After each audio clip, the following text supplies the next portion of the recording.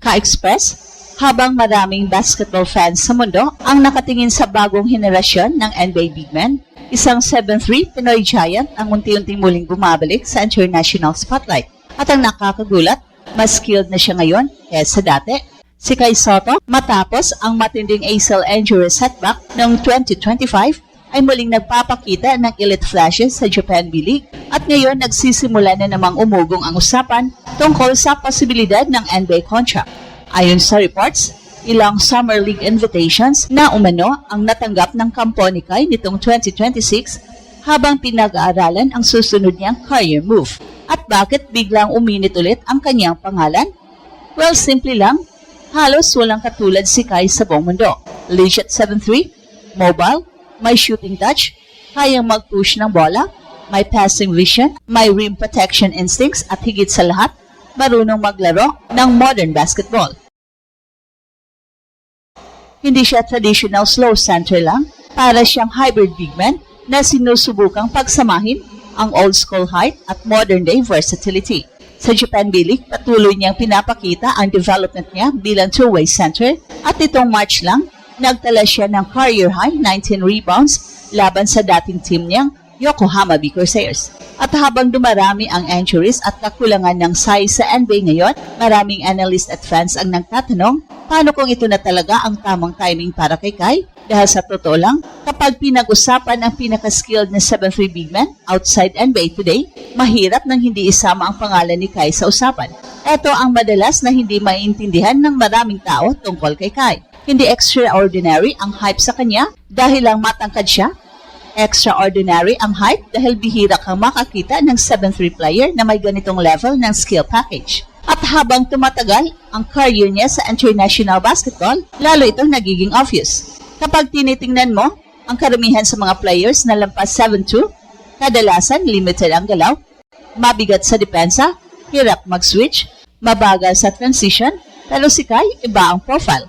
Kaya niyang mag-dribble sa open floor, may soft touch siya sa mid-range, kaya niyang pumasa mula high post at higit sa lahat, may natural timing siya bilang rim protector. Ito ang dahilan kung bakit maraming scouts noon pa man ang fascinated sa kanyang potential. Hindi lang kasi siya giant, basketball player siya talaga. Sa Australia, NBL pa lang dati, marami ng flashes ng modern NBA style game si Kai. At sa Japan B-League naman, lalo pang nag-improve ang kanyang confidence bilang offensive threat. Nagkaroon siya ng multiple double-double performances at ilang dominant stretches laban sa experienced imports at Japanese veterans. At kahit galing siya sa major ACL injury, nakakagulat kung gaano kabilis siyang nakabalik sa competitive level nitong 2026 season. Maraming observers ang nagsasabing mas matured at mas composed na siyang maglaro ngayon kumpara sa younger version niya noon. At dito nagiging interesting ang NBA conversation dahil sa modern NBA ngayon, sobrang taas ng demand para sa versatile size. Kapag 7'3" ka, pero kaya mong gumalaw, tumasa at tumepensa sa system basketball, automatic ka ng intriguing prospect. Yan mismo ang profile ni Kai. Hindi man siya explosive athlete, tulad ng ibang NBA bigs, bumabawi naman siya sa instinct, length, touch at timing. Sa depensa, natural shot altering presence siya dahil sa haba at reach niya. At sa offense naman, hindi siya basta lob threat lamang. Kaya niyang gumawa ng plays mula short roll at minsan kaya pa niyang magdala ng bola sa transition. Well, sa madaling salita, hindi siya project na walang skill, may tunay na basketball foundation siya. Kaya kahit matapos ang undrafted disappointment noong 2022, hindi talaga tuluyang nawala ang NBA dream ni Kai. Sa katunayan, may reports ngayong 2026 na ilang NBA teams ang posibleng magbigay sa kanya ng panibagong NBA Summer League opportunity habang naghahanap ng frontcourt depth at developmental size. At kapag mangyari yun, posibleng muling magbago ang trajectory ng kanyang career. Sa panahon ngayon, bihira na ang 7'3" big man na may finesse game at mas bihira pa yung may basketball IQ at modern skill set na tulad ni Kai. Ang pinaka-nakakagulat sa development ni Kai ngayon, parang mas bagay ang laro niya sa modern basketball kaysa nung una siyang sumikat bilang teenage prospect. Nung bata pa si Kai, maraming fans ang nakafocus lang sa kanyang height, Pero habang tumatagal, mas lumalabas ang tunay niyang identity bilang player, isang highly skilled modern center na marunong magbasa ng laro. At yun ang dahilan kung bakit kahit hindi siya nasa NBA, patuloy pa rin siya pinag-usapan ng international basketball community. Kasi sa totoo lang, kapag pinag-usapan ang mga legit 7-3 players outside the NBA, konti lang talaga ang may kompletong skill package na tulad ni Kai. May ibang sobrang tangkad pero limited offensively. May iba namang scorer pero liability sa depensa. Pero si Kai, balance ang profile. Hindi ba siya pinakamalakas o pinaka-athletic? May natural instinct siya na hindi madaling ituro. Kapag nanonood ka lang ng kanyang laro, mapapansin mo agad ang timing niya sa blocks, ang awareness niya sa rotations at ang patience niya sa ilalim. Hindi siya yung tipong bara-bara lang maglaro.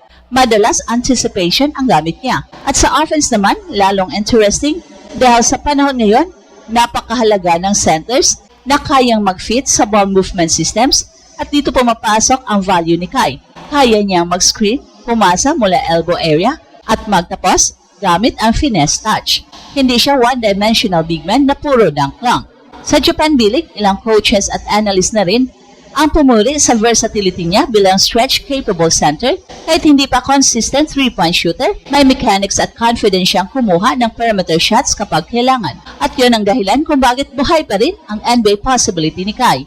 Dahil sa NBA ngayon, mas mahalaga minsan ang fit kaysa pure stats. Kapag nakita ng isang NBA team na kaya mong mag-adjust sa spacing system, mabilis umintindi ng schemes at may elite physical tools, nagiging valuable development piece kaagad. At huwag nating kalimutan, 7'3" si Kai. Hindi ordinaryong size yun.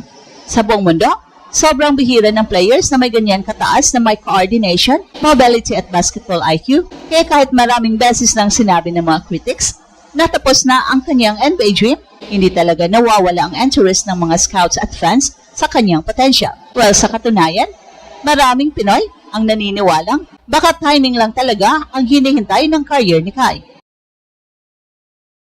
Dahil minsan sa basketball, hindi sapat ang talent lang, kailangan rin ng tamang sitwasyon, tamang sistema, tamang coach at tamang opportunity. Kapag mapunta si Kai sa NBA organization na marunong mag-develop ng skilled big man, pwedeng biglang mag-iba ang tingin ng mundo sa kanya. Dahil ang reality ngayon, maraming NBA teams ang desperadong naghahanap ng size at rim protection habang patuloy na bumabalik ang halaga ng malaking center sa playoffs. At kapag fully healthy na talaga si Kai matapos ang kanyang ACL recovery, posibleng ito na ang pinakamapanganib na version niya. Mas mature, mas composed, mas skilled, at mas handang harapin ang pinakamalaking opportunity ng kanyang career. Kaya habang nalalapit ang susunod na NBA Summer League at International Season, patuloy na umiinit ang tanong ng basketball world, paano kung si Kai na talaga ang susunod na 7'3" international big man na makakapasok sa NBA?